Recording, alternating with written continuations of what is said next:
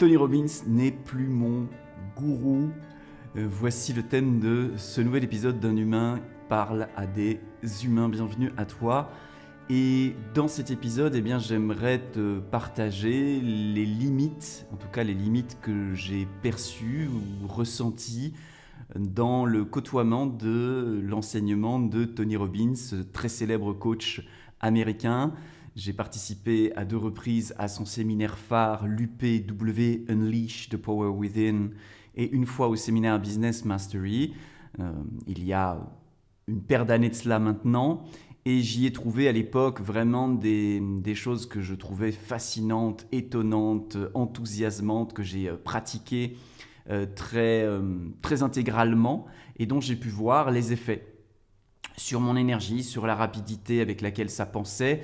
Je me croyais même par moments dans le film Matrix, tellement quand je sortais dans la rue, j'avais l'impression que tout le monde était lent et moi j'allais tellement vite dans ma tête. Bref, tout un tas d'éléments qui, oui, sont fonctionnels, mais, et c'est tout le sujet de cette vidéo, j'y ai aussi vu des limites, puisque finalement, ce n'est pas dans ce qu'il enseigne qu'il y a, que j'y ai trouvé des imprécisions, des inexactitudes, mais c'est dans ce qu'il n'enseigne pas, dans ce qu'il ne dit pas, dans ce qui n'est pas posé à la face de ceux qui l'écoutent, où je me suis dit, un petit peu comme pour les droits de l'homme, il n'y a rien à dire sur les droits de l'homme, si ce n'est qu'il manque quelque chose de fondamental qui n'y est pas. Et c'est plus difficile de repérer quelque chose qui n'est pas dans quelque chose que de repérer quelque chose qui ne va pas dans quelque chose. Et c'est cela que je voudrais te partager durant cette vidéo dans laquelle je vais avoir l'immense audace de tenter de proposer un millimètre de plus par rapport à ce qu'il enseigne, plus particulièrement sur les besoins de l'être humain. Alors je vais te laisser avec une vidéo qui est une captation d'un moment de partage du cercle stellaire. C'est le mastermind que j'anime et qui rassemble des entrepreneurs qui veulent vraiment faire de l'amour leur point de départ, le point de départ de leur business, et qui veulent aimer l'humanité à travers leur entreprise, à travers leur action entrepreneuriale. Et lors du dernier cercle stellaire qui a eu lieu à Toulouse, j'ai partagé cette vision qui m'est propre, mais je ne suis pas la seule à la partager bien évidemment. Ce n'est pas mon invention personnelle, c'est véritablement quelque chose d'assez traditionnel et d'assez partagé par d'autres, mais sur lequel j'ai eu envie de donner cet angle un peu particulier, de parler des besoins de l'être humain depuis un autre regard et de proposer un paradigme de réponse à ces besoins qui soit différent et qui, au lieu d'engendrer une quête infinie d'un développement personnel, propose une transcendance divine, si je puis dire, en tout cas un acte de transcendance instantanée. Voilà, je te laisse avec ce partage issu de ce cercle stellaire. Je mettrai également dans le descriptif de cette vidéo les informations sur le cercle stellaire pour que tu puisses en savoir un peu plus sur ce cercle d'entrepreneurs et peut-être nous rejoindre dans la danse. Et quant à moi, je te dis bon visionnage. Salut. Merci à tous. C'est cool, ça permet d'un peu faire fristouiller les choses. Comme je vous l'ai dit, vraiment ce week-end, c'est vraiment une invitation à chacun d'aller reconnecter à la source de la joie en lui. Il faut pouvoir la déployer et ça va être un week-end très pratique. Ça va être un week-end dans lequel je vais vous proposer des pistes. Moi, je viens avec des questions et puis je vous réunis et je laisse la magie agir. Donc, quelque part, c'est ce que vous allez vous apporter les uns aux autres. Puis je sais qu'il y a 2-3 personnes pertinentes dans la salle. Bon les autres, voilà. Dommage. Ceci est de l'humour belge, ok. Donc voilà, vous n'êtes pas à l'abri. Moi, vraiment, mon but, c'est vraiment de faire la première partie de chacun d'entre vous, de préchauffer la scène, pour qu'ensuite, derrière, ça se tisse entre vous. Donc ça va être très pratique. Et je dirais dans la demi-heure qui vient, les trois quarts d'heure qui viennent, je vais comme lancer quelque chose pour donner un peu un contour à notre terrain de jeu. Et la thématique, c'est la joie, je l'ai déjà dit. Mais je vous propose déjà de de vous approcher d'une forme de joie plus épurée. Parce que bien souvent, quand on entend joie, on entend dopamine, on entend adrénaline, on entend excitation très extérieure à nous-mêmes. Certains appelleraient ça des trucs traumatiques qui cherchent un machin. Enfin, voilà, bon, il y a des gens qui sont assez pertinents là-dessus. Mais je vous propose d'aborder peut-être la joie sous un angle un peu différent, sous un angle plus appauvri et aussi plus complet. Peut-être que la joie, c'est quand tout notre être sourit profondément. Peut-être que la joie, c'est quand il y a une absence de contraction. Pas dans un état d'anesthésie, dans un état de présence tranquille, de laquelle émane naturellement de l'amour, sans volonté d'aimer, mais juste le dommage collatéral de cette joie, c'est que ça aime. Parce que comme ça a tout, ça donne tout. Et cette joie-là, c'est la joie dont parle Mahananda Moy. Pour ceux qui connaissent Mahananda Moy, sinon ça vaut la peine d'aller écouter un peu et s'intéresser à cet être-là. C'est une femme assez extraordinaire, indienne, contemporaine. Ananda d'ailleurs, ça veut dire félicité en indien. Et elle amène cette notion de joie profonde qui n'est pas une excitation de surface, qui est vraiment une sorte d'immobilité pleine au cœur de soi. Puis c'est pas la seule à en parler. Et c'est peut-être dans cette direction-là que j'ai envie de pointer, parce que je pense que quand c'est ça qui émerge, quand le plein émerge, il peut déborder et il peut remplir notre être, nos business, nos offres, la vie de nos clients, le marché, le monde, etc., dans une espèce de vague, plutôt que dans une espèce de préhension. Parce que je ne suis pas plein, je vais essayer de prendre de l'argent à mes clients, parce que le marché sature, je vais essayer de prendre pour me rassurer, versus depuis un espace de sécurité, je peux remplir. Et mon hypothèse, c'est que non seulement on peut faire ça, mais qu'en plus de ça, ça génère, quand c'est posé, reposé, reposé, reposé, reposé, une abondance et une richesse qui nous dépassent de loin. Et je l'ai vu à quelques reprises, des personnes qui ont incarné ça, et je me dis waouh, ça vaut le coup de vraiment abriter ce paradigme-là. Donc on va passer dans cette thématique de la joie. Pour faire votre première partie, je vous propose un titre qui est de passer d'être humain à autre humain. D'être humain à autre humain. Ouais. Trois petites choses pour rappel pour certains ou pour juste quand même resituer. Dans quelques instants, je vais vous livrer une rivière de paroles, une rivière de mots. Je vous invite à avoir l'attitude du chercheur d'or.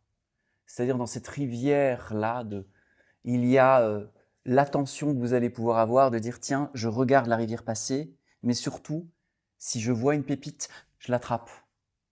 Et le reste, je laisse couler. D'accord ?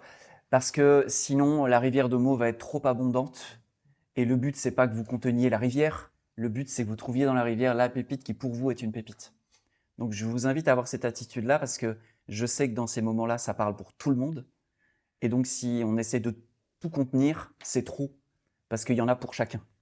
D'accord ? Donc, l'idée, c'est juste à la fois présent à ce qui se dit, mais en même temps, surtout dans cette attention de dire il y a une pépite dans cette rivière, je veux la voir, je veux la prendre, c'est la mienne. Et celle-là, elle va m'être vraiment utile et le reste, je laisse couler, quoi.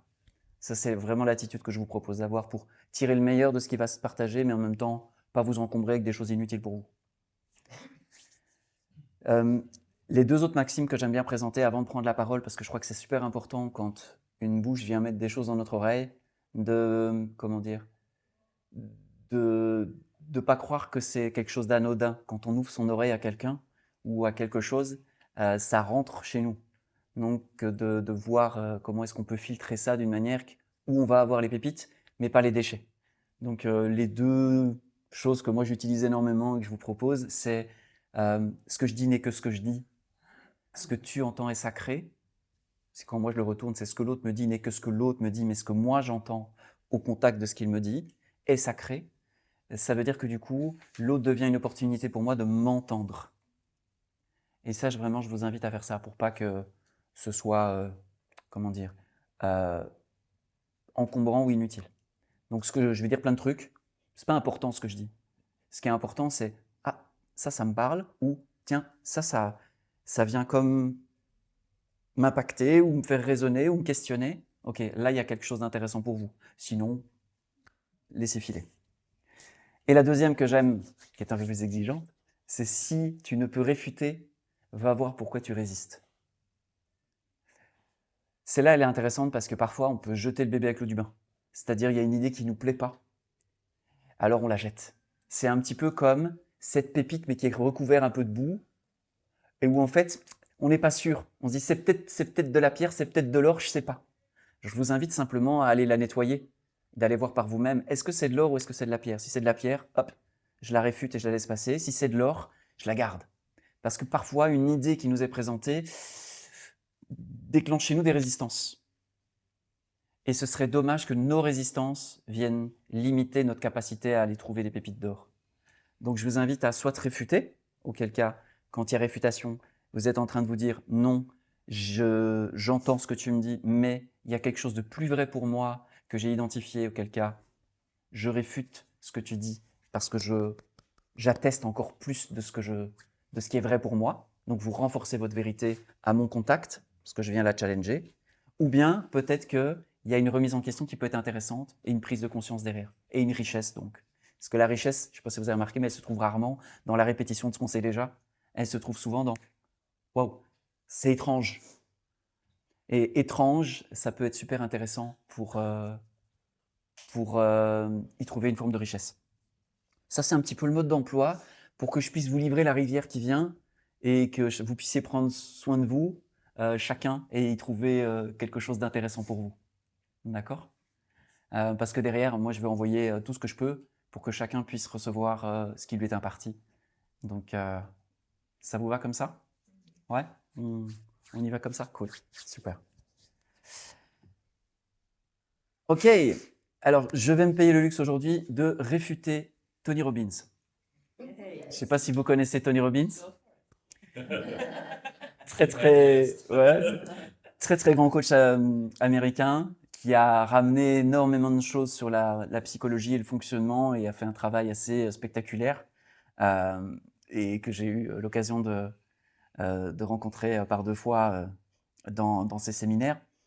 Et ce que j'aime beaucoup, moi, quand j'écoute les contemporains, c'est parfois me rendre compte que c'est juste ce qu'ils disent et pourtant, il y a quelque chose qui me manque ou il y a quelque chose qui ne sonne pas. Et j'ai longtemps cherché, mais bon sang, pourquoi je ne peux pas complètement le réfuter, mais je sens qu'il y a un truc qui manque. Et hier matin, j'étais tout content, j'ai fait « Ça y est, j'ai trouvé ce qui manque à Tony Robbins. Tony, si tu m'entends, c'est pour toi. » L'idée, c'est quoi? L'idée, c'est de venir déposer un bloc par-dessus quelque chose que l'on aime, que l'on a étudié. C'est pas parce que ça me plaît pas, je dis ouais, c'est des conneries parce que moi j'ai raison, tu comprends. C'est juste, c'est tellement bien, mais il y a quelque chose qui me manque. Et je voudrais vous proposer une tentative d'aller mettre un bloc au-dessus pour que ce ne soit pas juste du plaisir, du succès, du confort, mais de la joie. Et je pense qu'il est capable d'expliquer à tout être humain comment obtenir plus de plaisir, plus de succès, plus de confort, mais que sur la question de la joie profonde, on n'est pas au niveau de Mahananda Moy. Donc, et vraiment, c'est quelqu'un que je respecte infiniment et je respecte son travail. Alors, on peut imaginer que le sentiment de plénitude, donc la joie profonde, vient quand tous nos besoins sont accomplis, satisfaits. En tout cas, souvent, quand on se dit quand tous nos besoins sont remplis, on se sent mieux que s'il y a des besoins fondamentaux qui ne sont pas adressés. Alors, lui, il distingue 6 besoins pour l'humain. Et je vais vous en proposer, non pas un 7e, mais un qui appartient à un autre monde. Il a défini très clairement les 6 besoins de l'humain psychique. Et je vais proposer d'adresser les choses du point de vue d'un humain, d'un autre humain, d'un humain, comme on le dit dans la tradition, pneumatique, c'est-à-dire qui vit avec le souffle divin et pas avec le psychisme, ce qui est un autre fonctionnement, un autre monde, un changement de paradigme complet et qui produit complètement d'autres fruits. Parce que lorsque l'on fonctionne de manière psychique, et on va regarder ça à la loupe, il y a toujours des déchets. Quand on fonctionne de manière pneumatique, il n'y a pas de déchets. Et je suis non seulement rempli, mais l'autre est également rempli comme il a besoin de l'être, au moment où il a besoin de l'être. Et c'est juste quelque chose de complètement harmonieux. Donc c'est une proposition de changement de paradigme, mais sans simplement juste présenter, comme je le fais d'habitude, quelque chose de neuf, mais aussi en adressant ce qui est existant et ce qui est pertinent aujourd'hui. Alors, petit rappel pour certains, mais pour d'autres, ce sera peut-être une découverte. Les 6 besoins qu'il identifie, il y en a 2 catégories.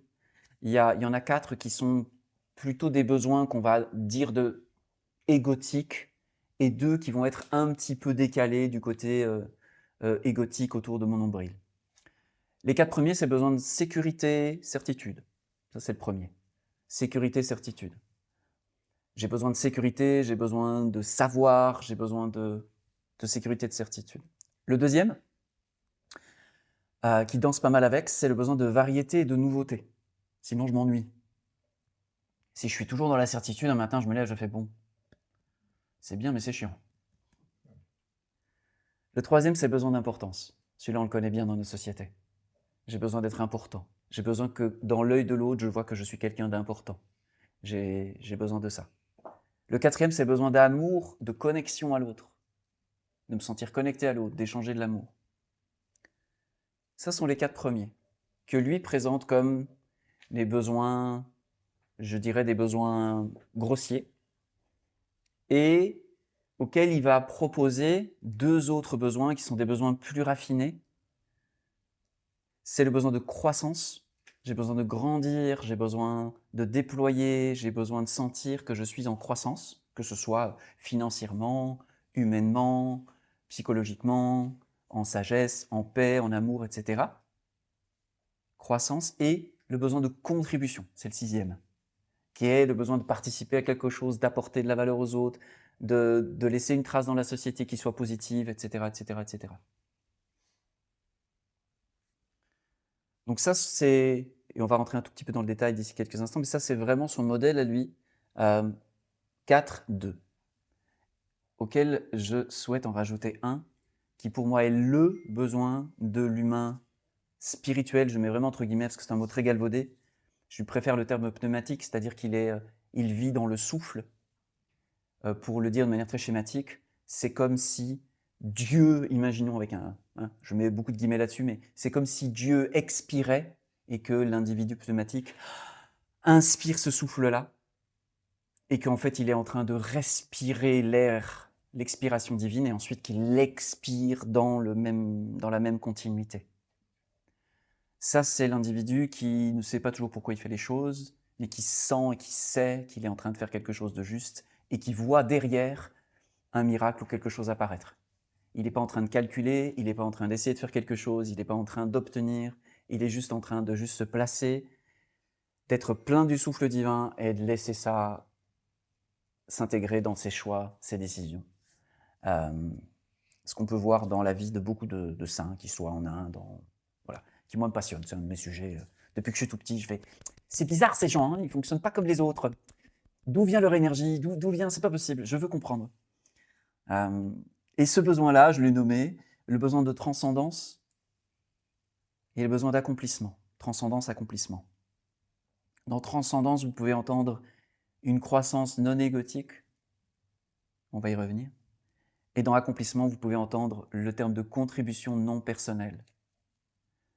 Donc ce besoin-là, il est comme l'étage que j'ai envie de mettre au-dessus du besoin de croissance et du besoin de contribution, qui sont déjà très très bien pour l'immense majorité des humains. Quand on arrive à amener les humains à sortir un peu de leur petit nombril pour commencer à s'orienter vers croître et contribuer, c'est déjà extraordinaire. Hein. C'est juste ici, on essaye d'aller encore 1 centimètre plus haut que la pensée de l'époque. Et donc c'est pour ça que je vous propose ce paradigme-là. Donc l'hypothèse de ce week-end, c'est juste une hypothèse, je vous invite à la réfuter ou la vérifier ou faire ce que vous voulez avec. L'hypothèse que je vous propose, c'est que si le besoin de l'humain pneumatique est rempli, ce besoin de transcendance, accomplissement, alors tous les autres sont obsolètes. C'est-à-dire qu'ils sont transcendés, pas déniés, transcendés. il n'est plus nécessaire de se sentir important quand on a pleinement répondu à son besoin de transcendance. Il n'est plus nécessaire, comme il l'était avant, d'avoir... tous les besoins sont, si pas diminués, ils peuvent être quasiment dans une disparition, mais ils sont vraiment ramenés comme des choses qui sont assez bien apaisées. Et donc mon besoin de sécurité n'étant plus aussi puissant, je suis moins agressif. Je suis moins dans le fait de faire des choses pour ma sécurité, même si ça nuit aux autres. Vous voyez, je suis moins centré sur moi. Alors, on va tenter de réfuter notre ami Tony Robbins, pas à pas, tranquillement. Le gars se fait plaisir. Il y a les 4 premiers besoins de niveau 1 dont on a parlé, qui sont sur le logiciel de survie, je dirais. Hein, le besoin de certitude, sécurité, variété, nouveauté, importance et amour-connexion. Alors, je nous propose d'aller les regarder parce qu'on ne peut pas choisir quelque chose de supérieur sans s'autoriser à lâcher quelque chose d'inférieur. Vous ne pouvez pas choisir une nouvelle direction pour votre entreprise si vous êtes complètement attaché à l'ancienne. Ça va nécessiter un double mouvement. Il va falloir que je m'assouplisse un petit peu sur les choses qui faisaient partie de mes habitudes pour pouvoir ouvrir quelque chose de nouveau. Donc là, on va essayer de mettre un petit peu de souplesse sur les besoins, les 6 besoins de base, pour essayer d'ouvrir un plus grand espace sur l'autre. Donc au niveau de la certitude sécurité, c'est intéressant quand même de voir que ce besoin-là, courir vers ce besoin-là, c'est quand même quelque chose d'assez illusoire. Parce que dans un monde dans lequel nous vivons, qui est un monde relativement incertain, on n'a pas le contrôle du monde, je ne sais pas vous, mais moi j'ai essayé et ça n'a pas marché. Donc je n'ai pas le contrôle sur le monde, factuellement, et ce monde est potentiellement incertain et potentiellement aussi dangereux, sans se faire peur, mais bon, on ne peut pas se dire qu'on est dans un monde dans lequel aucun danger n'arrive. Donc la certitude et la sécurité absolue, c'est quand même pas envisageable et pas possible. Par contre, il y a un paye, comme on dit chez moi en Belgique, il y a 2000 ans, là, qui est venu dire un truc qui est assez interpellant et assez intéressant. Il disait à qui il veut bien l'entendre, mon royaume n'est pas de ce monde. Qui raconte donc il s'agit de Jésus, c'est mon copain, je l'aime bien. Mon royaume n'est pas de ce monde, il disait ça assez souvent. Moi, c'est une parole qui m'a énormément accompagné. Et c'est vrai, je me suis dit, tiens, si le royaume dans lequel je vis est sans danger, ni incertitude, alors je suis fondamentalement en sécurité. Si je cherche ma sécurité, ma certitude dans le monde, je vois bien que je vais toujours être un petit peu dans quelque chose, je ne vais pas l'avoir, quoi. Par contre, si mon royaume n'est pas de ce monde, ce qui demande de la transcendance, inévitablement, transcendance de moi-même, à ce moment-là, je peux être en sécurité. Donc le besoin de certitude, si on veut vraiment qu'il soit pleinement rempli, et pourquoi pas, pourquoi irions-nous nous faire subir de l'insécurité? Pourquoi est-ce qu'on viendrait créer en nous-mêmes ou tolérer en nous-mêmes quelque chose qui viendrait nous mettre en stress permanent? Sauf que l'idée ici, c'est de se dire, ok, si mon royaume n'est pas de ce monde, autrement dit, si dans ce royaume, il n'y a ni danger ni incertitude, et que c'est là que je vis, alors le monde ne peut plus rien me faire. C'est une manière déjà d'adresser ce besoin sans le nier, en essayant de l'accomplir, en essayant de le résoudre, d'en faire un non-sujet. Parce que celui qui cherche la certitude et la sécurité, il va toujours être dans un marchandage pour obtenir quoi? Du pouvoir et du contrôle. Et c'est une quête sans fin, on peut bien le voir. Parce qu'en dernier recours, il arrive des trucs sur lesquels on n'avait pas le contrôle et pas le pouvoir. Et c'est qu'une question de temps. Même s'il y a des moments de plateau où on fait « Ah, c'est bon, là, je tout tiens à peu près, ça va, ok, c'est bon, maintenant, s'il vous plaît, est-ce que c'est possible? Plus personne ne bouge, d'accord? Non, parce que là, je suis en équilibre, donc arrêtez de bouger, s'il vous plaît. Non, non, mais pourquoi il bouge ce marché? Mais non, mais ça allait bien jusque-là, pourquoi il bouge? Mais les clients, mais pourquoi vous bougez, vous? Bref, vous avez compris le principe. C'est évidemment illusoire. Donc ce besoin-là, si nous l'adressons en essayant de contrôler, doesn't work. Le deuxième. quelque chose ou c'est Ouais, juste- bien sûr, à n'importe quel moment, on va pas trop élargir, mais oui, bien sûr. Ah, mais juste venir parce que ça m'a beaucoup marqué quand Peter Koenig, mon mentor sur la relation à l'argent, nous faisait accueillir l'insécurité en disant, et le paradoxe, c'est qu'on accueille pleinement et inconditionnellement l'insécurité, on devient sécure dans l'insécurité. Yes, Pour moi, ça parle vraiment de ça aussi. carrément, carrément. Ouais, ouais. Et c'est vraiment ça. C'est le royaume dans lequel je vis n'est pas un royaume dans lequel je mets des choses à distance parce qu'elles sont dangereuses. C'est le royaume dans lequel tout peut exister. Donc, par conséquent, c'est ouais. Cool. Cool. Merci.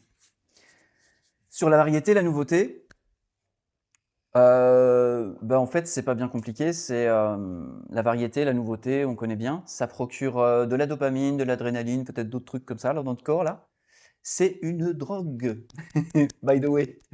On le sait très très bien aujourd'hui. Du coup, ça, comme toute drogue, on le sait aussi, il faut augmenter les doses.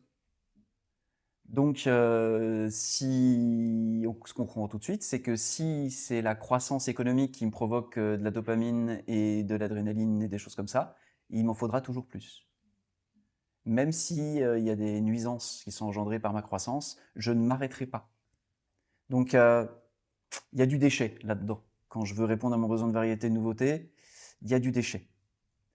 Par contre, si j'arrive à renoncer à ça, à voir en fait le déchet qui va avec et de me dire, tu sais quoi, ça vaut pas, le jeu ne vaut pas la chandelle, et que je passe par une sorte de renoncement, de me dire, ok, mon besoin de variété et de nouveauté, c'est aussi ok qu'il n'y ait pas de variété et de nouveauté, c'est ok qu'il y en ait, c'est ok qu'il n'y en ait pas.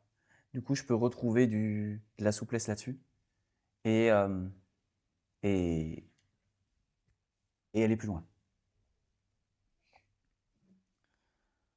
Besoin d'importance. Besoin d'importance, je me sens important quand je me sens un petit peu supérieur quand même. Supérieur à quelque chose. Pas forcément supérieur à quelqu'un, mais au moins supérieur à quelque chose. Je me sens important quand ce que je fais, c'est important. Si c'est important, ça veut dire qu'il y a des trucs qui sont moins importants ou pas importants. Donc vouloir me sentir important, c'est vouloir me sentir un petit peu au-dessus. Soit en sécurité parce que je suis au-dessus, je suis important, donc ça va. Soit en jouissance de ma puissance. Je suis important parce que je suis puissant, t'as vu? C'est bon, je me sens bon là. Petite parenthèse là-dessus, quand je jouis de ma puissance, je fais l'inverse d'un chevalier. Un chevalier met sa puissance au service de la veuve et de l'orphelin. Quand je jouis de ma puissance, je me transforme en un anti-chevalier dans la démarche. Donc en Asgul, pour ceux qui ont la référence, dans Le Seigneur des Anneaux. Les chevaliers, c'est l'inverse d'un chevalier, c'est un Asgul. Quand je cherche vraiment de manière primaire à répondre à ce besoin d'importance, je vais engendrer forcément, si je me sens important, dans le même temps, quelque part, il y a quelqu'un qui se sent soit moins important, soit pas important. Si je me sens important, autre chose doit se sentir pas important. Il y a une loi d'équilibre. Donc du coup, quand on comprend ça, on peut aussi se dire, j'y renonce. Parce que je ne veux pas me sentir important si c'est pour engendrer la non-importance. C'est une piste. Hein. Encore une fois, souvenez-vous, rivière de parole, pépite, ce que je dis n'est que ce que je dis, d'accord? Quatrième et dernier de cette première phase, l'amour et la connexion. En fait, quand Tony Robbins parle de l'amour et de la connexion, on peut vraiment traduire ça par affect et attachement. Évidemment qu'un enfant a besoin d'affect et d'attachement, évidemment qu'on a des connaissances psychologiques sur comment un être humain, à un moment donné, a certains besoins et il faut y répondre. L'idée ici, c'est qu'on n'est plus des bébés de 3 ans, donc il y a peut-être quelque chose à raffiner là. C'est un amour personnel et c'est pas un amour universel. Il n'y a rien de mal dans l'amour personnel, mais il faut quand même regarder que le déchet de l'amour personnel, c'est que ça crée des tribus. L'affect, c'est j'aime certaines personnes plus que d'autres personnes. Donc ça veut dire quoi? Ça veut dire qu'à un moment donné, je vais trancher pour les personnes que j'aime contre les personnes que j'aime pas. Ça crée des tribus. Et les tribus, ça crée des guerres. C'est automatique. C'est la notion de tribu qui crée automatiquement des guerres. S'il n'y a pas de tribu, il n'y a pas de guerre. Mais c'est normal, hein, c'est habituel. C'est presque bizarre d'imaginer autre chose. Mais si on veut être un peu sérieux, l'affect et l'attachement, ça conduit inévitablement à devoir sacrifier quelqu'un. Alors ça provoque des hormones agréables. Mais est-ce qu'on est des drogués ou est-ce qu'on est des autres humains? Ok. Je vous balance, mais après on aura évidemment des temps d'échange. Hein. Je continue. C'est que Ouais. l'affect et l'attachement créent Ça crée des tribus. et Ça- de la défiance. Ouais, c'est ça. Si j'ai une préférence pour toi par rapport à quelqu'un d'autre, à un moment donné, je vais être amené à trancher entre vous deux. Donc, on va se retrouver à 2 contre 1. Et puis 2 contre 1, ça devient vite 10 contre 8. Enfin, tu vois, c'est inévitable à un moment donné que ça crée des choses comme ça. De la séparation, exactement. Je t'aime toi, par contre, j'aime pas lui. C'est une attitude, hein, l'attachement et l'affect. C'est pas une obligation. C'est très automatique. C'est très rapide parce que c'est ce qu'on nous a appris. C'est ce qu'on a appris depuis le début. Mais l'idée, c'est d'essayer d'aller chercher agapé, comme disent les Grecs, qui est un amour qui n'est pas de l'attachement, qui n'est pas de l'affect. Voilà. L'idée, c'est de continuer à raffiner l'amour, quoi. Pas juste de dire tout le monde sait ce que c'est que l'amour. Mais quel degré de raffinement on amène à cet amour que l'on émane. Donc, ouais, c'est plutôt ça. Ok, jusque-là? Ouais. Allez, on continue un petit peu alors. On prend un peu de hauteur, on passe du logiciel de survie à un logiciel de survie en altitude, avec les 2 besoins de croissance et de contribution. Quand j'ai un besoin de croissance, quand on veut vraiment croître, que ce soit personnellement, pour son business, obtenir plus, être plus, ça vient d'un manque ou d'un sentiment d'être à l'étroit. On veut plus parce qu'on manque de quelque chose, ou on veut prendre plus d'espace parce qu'on se sent à l'étroit. Donc, au point de départ du désir de croissance, du besoin de croissance, il y a quoi? Il y a un point de départ qui est non plein. C'est pas plein. Il n'y a pas de besoin de croissance si c'est plein. L'état plein ne cherche pas à croître, il cherche juste à aimer. Enfin, il cherche même pas, il aime. L'état plein aime. L'état non plein cherche le plein. C'est con, mais... Et donc cet état non plein, il ne peut pas conduire à la plénitude, et encore moins au débordement. Pourquoi? Parce que comme chacun le sait désormais, ce qui est au point de départ sera l'arrivée, ce qui n'y est pas n'a aucune chance d'arriver. Donc ce qui est au point de départ sera l'arrivée. Si le point de départ c'est non plein, ça ne peut pas engendrer le plein. Donc ça engendre quoi? De la croissance qui cherche le plein, de la croissance qui continue de chercher le plein, de la croissance encore plus forte qui continue de chercher le plein. Et en fait, cette croissance-là, on le voit bien dans notre monde aujourd'hui, cette croissance économique-là, en fait, elle finit par générer énormément de déchets. Pourquoi? Parce qu'on ne part pas d'un endroit plein. On part d'un endroit de... Il faut croître. On part de là, quoi. T'as envie de dire, hey, venez, on se pose. Arrêtons déjà. Commençons par arrêter, et puis on verra ce qu'on fait. Donc ce besoin de croissance-là, il montre ses limites à cet endroit-là, de ma fenêtre en tout cas. Et ensuite, il y a le besoin de contribution. Alors là, celui-là, il est difficile à réfuter, parce que contribuer, c'est quand même vachement bien. Hein. Ah ouais, hein, les philanthropes qui donnent 10% de leur fortune. Ah bah quand même. Ah bah quand même. T'as vu, il a donné 10% de sa fortune, celui-là. Ah non, celui-là, attends. Celui-là, maintenant, il a donné 25%. Hein, celui-là, il s'est engagé à donner 85% de sa fortune. Et les gars, on s'en parle un peu de la taille du nombril? C'est quoi? C'est celui qui a le plus gros nombril? C'est ça le jeu? Le besoin de contribution, on va le débunker ensemble si vous voulez bien. On veut contribuer, alors c'est drôle, hein, c'est un peu décalé, parce qu'on est sensible à un manque quelque part. Je veux contribuer à ça parce que je vois qu'il y a un manque de ceci, il y a un manque de tendresse, il y a un manque d'empathie, il y a un manque de justice, il y a un manque de quelque chose et je veux contribuer à quoi? À être le changement que je veux voir apparaître dans le monde. By the way, un jour, j'aimerais bien m'asseoir avec lui pour dire « Hey, Chou, tu voulais dire quoi exactement quand tu disais ça ?» Parce que je pense qu'à mon avis, on n'a pas compris ce qu'il voulait dire quand il a dit « Sois le changement que tu veux être dans le monde ». Je subodore ça. Bon, malheureusement, je ne parle pas indien. Bref. ça part d'une forme de pathos. On observe une souffrance, mais qui n'est pas la sienne. Donc il y a comme une dimension dans laquelle on s'intéresse à autre chose que soi-même. Donc de ce point de vue-là, c'est déjà pas si mal, quoi. On s'intéresse à autre chose que soi-même et on veut contribuer. Sauf que ça part d'une vision erronée. Ça part d'une pensée qu'on a sur le monde en se disant il manque quelque chose. Ceci n'est pas correct. Ceci devrait être autrement. Il ne devrait pas y avoir autant de souffrance. Il ne devrait pas y avoir ceci. Qu'est-ce qu'on en sait d'abord? Ben, on n'en sait rien. Si on est honnête 2 secondes. Mais surtout, ça part d'une vision qui dit il manque quelque chose quelque part. Donc c'est la même que l'autre, mais projetée sur le monde. On veut contribuer soit de cette manière-là, soit on peut vouloir contribuer pour donner du sens à sa vie. Hein, on a besoin de donner du sens. Il y a un moment donné où il nous manque quelque chose. C'est simple. Quand on est en crise de sens, c'est qu'on manque soit de Dieu, soit de joie, soit du plein, du sentiment de plein. Quelqu'un de plein ne cherche pas le sens de sa vie. Il aime. Il n'y a pas de quête de sens. Ça n'a même aucun sens. Donc cette contribution pour se donner du sens, c'est encore une espèce de truc de nombril à nombril pour essayer de compenser un truc qui n'est pas au point de départ. Il y a toujours le non plein au point de départ, et puis il y a la quête du plein. Bah, la quête du plein démontre que le point de départ est non plein.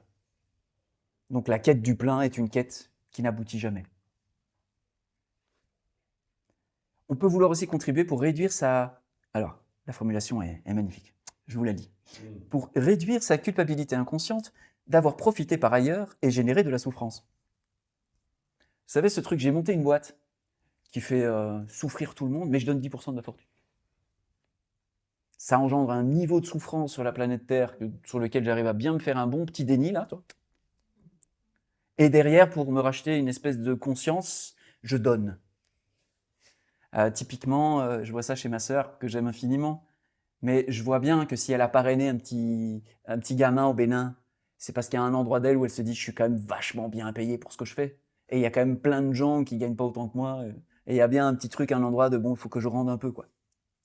Ça n'enlève rien à 80% de la tendresse qu'elle y met, et je suis pas en train de salir ma sœur, loin de là. Je suis juste en train de regarder que ça ne serait pas né en elle de nulle part.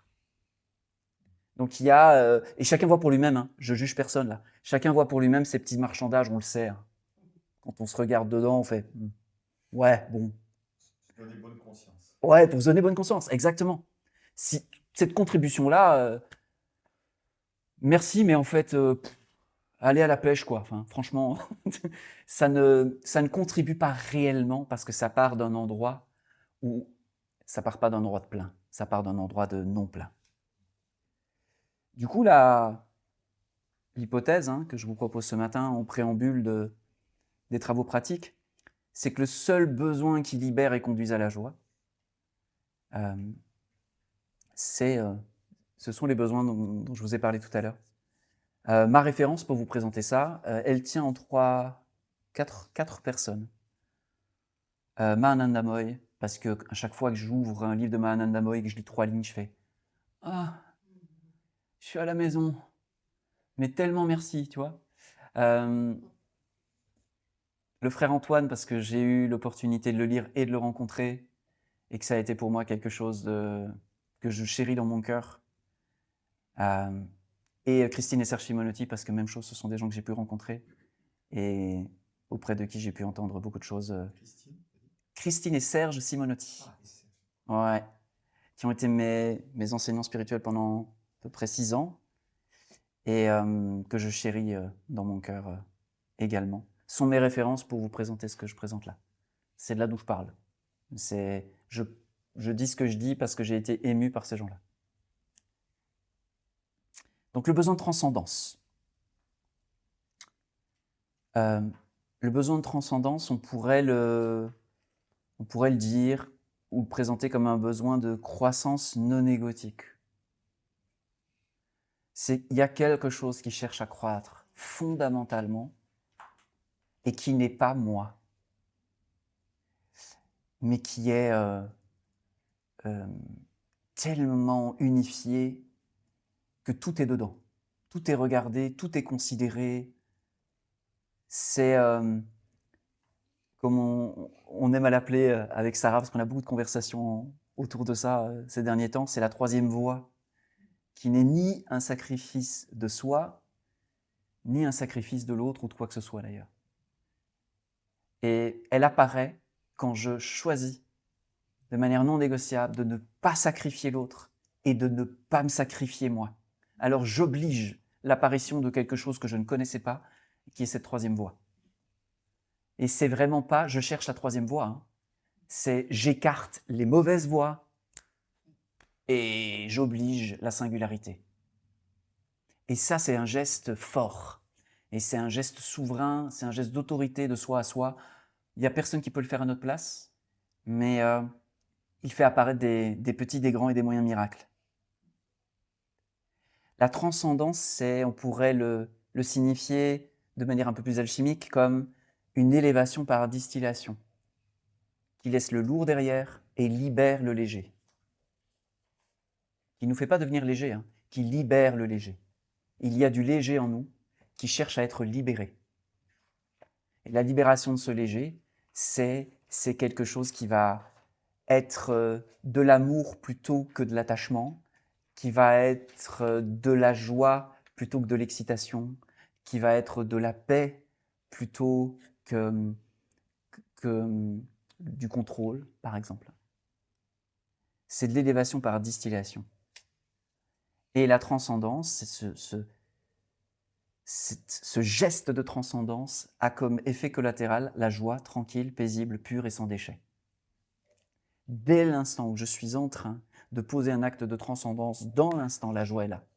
Je n'ai pas besoin d'être Manandamoy ou un saint pour que ça se passe. C'est pour tout le monde. Dès l'instant où j'ai réfuté, refusé les deux sacrifices, il y a ça.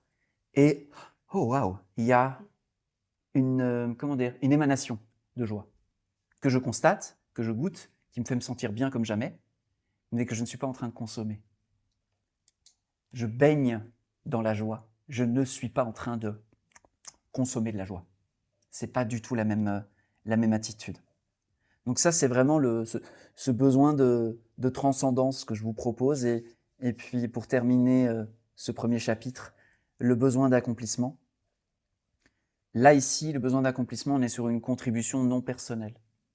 Je ne cherche pas à contribuer au monde, contribuer à l'autre, changer quelque chose, réparer quelque chose ou modifier quelque chose. Je cherche juste à être offrande. C'est-à-dire, en m'accomplissant, je deviens le plat que je dépose au banquet de tous et de tout. En m'accomplissant, par le phénomène d'accomplissement, je deviens un plat et je me rends disponible pour les autres. C'est comme si je m'offrais aux autres en tant que la meilleure cuisine que je peux t'offrir, quoi. Ça goûte bon sur le palais de l'univers entier. L'univers entier, il fait miam. C'est ça. Il savoure ça. Et parce qu'il savoure ça, on est comme informé que l'univers est en train de savourer quelque chose. Et ça nous remplit d'un sentiment extraordinaire. Il n'y a pas de joie plus grande ou de saveur plus douce que de sentir que c'est bon avec un grand B. Il n'y a pas de déchet. Aucun. L'image que je peux vous donner, c'est l'image de l'étoile filante. L'étoile filante, c'est de la roche qui meurt et de la magie qui naît. Il y a quelque chose qui meurt et quelque chose qui naît dans le même temps. Être une étoile filante, c'est ça. C'est consentir à être comme consumé par ce que l'on fait. Je ne fais pas les choses pour obtenir quelque chose pour moi, je fais quelque chose pour accomplir. Dans le phénomène, je suis comme diminué à certains endroits, dans mes croyances, dans mes volontés propres, dans un certain nombre de choses qui définissent un ego tel qu'on le définit aujourd'hui, tel qu'on le célèbre aujourd'hui beaucoup dans la société. Donc je diminue, mais en même temps, il y a quelque chose qui augmente. Et nous, moi, Jean-Luc en l'occurrence, moi je considère Jean-Luc aujourd'hui comme la partie qui meurt dans un geste d'offrande de tout soi, pour soi et tout. Jean-Luc est intéressant à partir du moment où ce geste-là est posé. Sinon, le reste du temps, c'est un humain comme un autre qui fait de son mieux. Et parfois, il fait des trucs sympas, parfois, il fait des trucs moins sympas, mais en fait, ça manque de saveur. Par contre, quand volontairement et consciemment, ce que je suis, qui n'est pas Jean-Luc, prend Jean-Luc et offre Jean-Luc, alors c'est autre chose. Alors c'est autre chose. Et celui-ci parle beaucoup, il a étudié des trucs, donc il fait avec... Je fais avec Jean-Luc. Il n'y a pas de problème avec Jean-Luc. Je fais avec lui, mais je ne suis pas lui. Ce qui est une petite nuance nécessaire, parce qu'on ne peut pas s'offrir soi-même si on est soi-même. On peut changer de vêtements, mais s'arracher un bras, c'est plus compliqué. Donc, pourquoi je peux changer de vêtements? Parce que les vêtements, c'est pas moi. Je peux mettre d'autres vêtements. Plus difficile d'arracher un bras parce que le corps, c'est un peu moi. Donc c'est la même chose. Si je suis Jean-Luc, je ne peux pas offrir Jean-Luc. Donc il y a comme un tout petit pas de recul qu'on peut avoir vis-à-vis de nous-mêmes, de se dire, hey, de toute façon, ce truc-là, là, ça vit 80 ans, si ça vit longtemps. Puis bon, qu'est-ce qu'on en fait? Est-ce qu'on en fait quelque chose pour moi? Est-ce que je le consomme, ce truc-là, ou est-ce que je l'offre? Et la proposition, évidemment, vous l'avez compris, c'est d'offrir ce truc-là. Et avec tous les effets collatéraux de joie, d'accomplissement, et les effets ultra bénéfiques pour l'autre et au-delà. En tout cas, c'est mon hypothèse, c'est ma proposition en guise d'introduction de ce cercle autour de la joie.